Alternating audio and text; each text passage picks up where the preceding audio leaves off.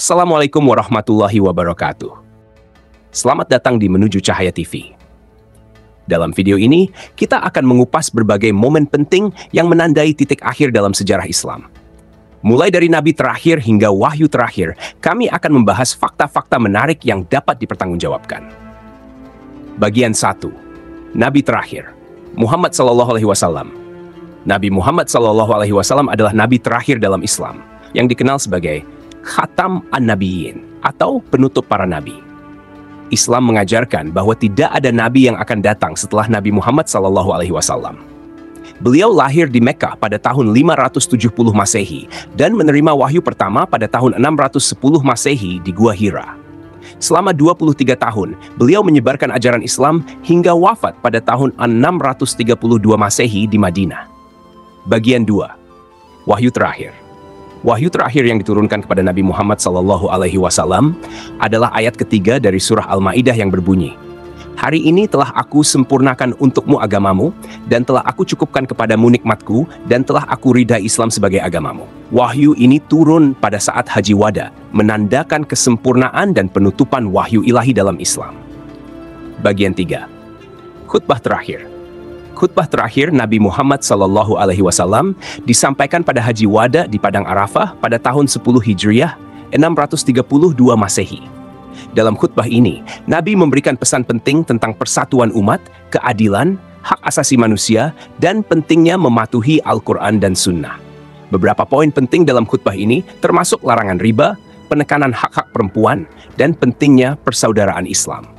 Bagian 4. Khalifah terakhir. Ali bin Abi Thalib.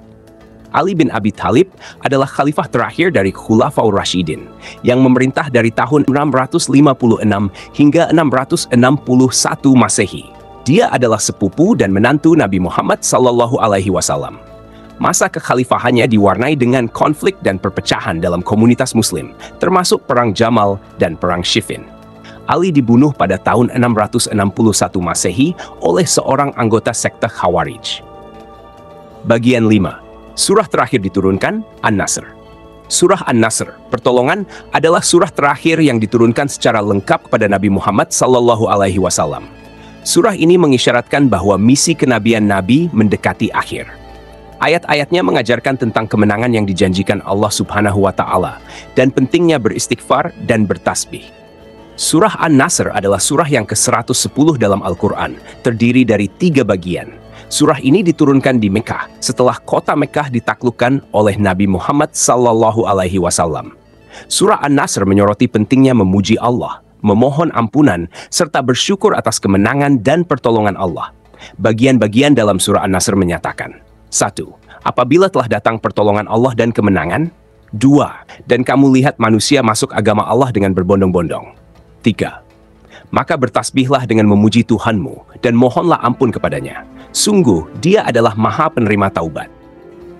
Surah ini memberikan pengajaran bahwa setelah mendapatkan pertolongan dan kemenangan dari Allah, umat Islam harus senantiasa bersyukur, memperbanyak memujinya, dan selalu memohon ampunan kepadanya.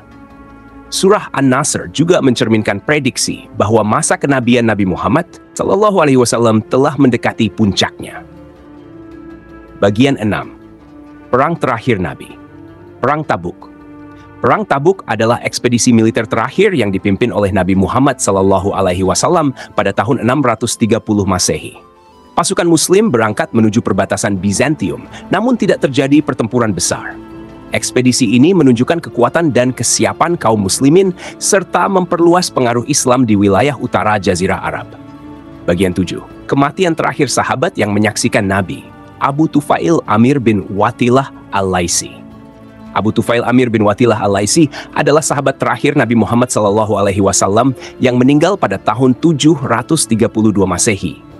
Ia merupakan saksi hidup ajaran dan kehidupan Nabi. Dan setelah kematiannya, tidak ada lagi sahabat yang pernah bertemu langsung dengan Nabi.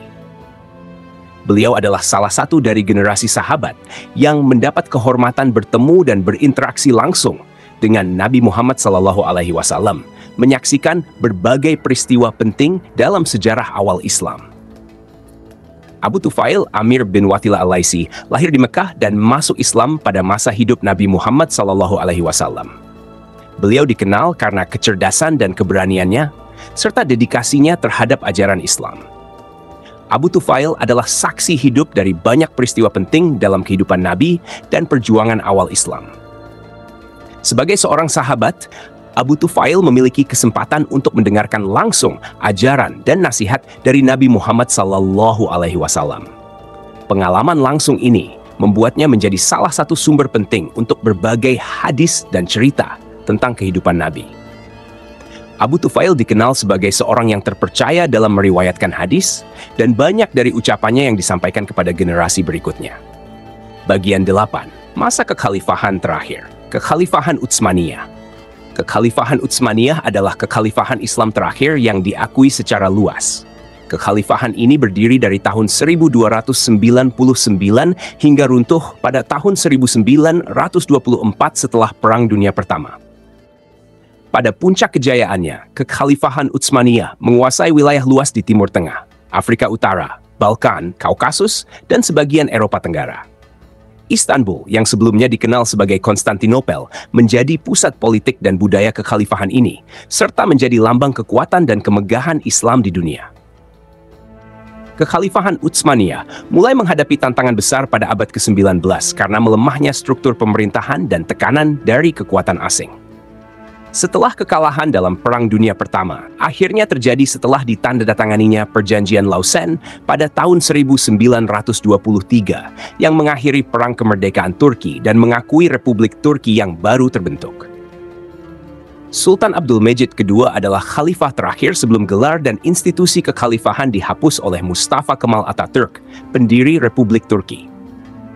Pada tahun 1924, Mustafa Kemal Atatürk, pendiri Republik Turki, menghapuskan gelar khalifah dan mengakhiri institusi kekhalifahan Utsmaniyah. Tindakan ini merupakan bagian dari reformasi besar yang dikenal sebagai Tanzimat, yang bertujuan untuk modernisasi Turki dan pemisahan agama dari pemerintahan. Bagian 9.